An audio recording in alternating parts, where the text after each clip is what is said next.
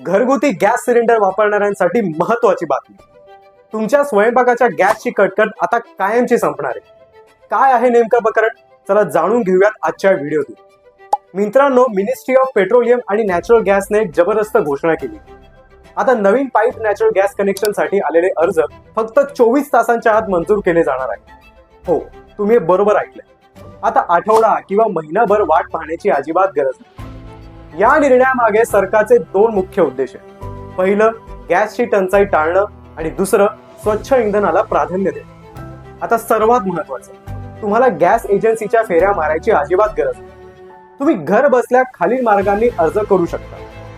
Gas कंपनीच्या वेबसाईटवर जाऊन, ईमेल पाठवून किंवा कॉल सेंटरवर एक फोन फिरवून. तर मित्रांनो, गॅस सिलेंडरच्या बुकिंग मधून मुक्त होण्याची योग्य वेळ हीच आहे. केंद्र सरकारचा हा निर्णय तुम्हाला कसा वाटला? तुम्ही तुमच्या भागात पीएनजी कनेक्शन घेणार का? आम्हाला कमेंट्स मध्ये हे नक्की सांगा.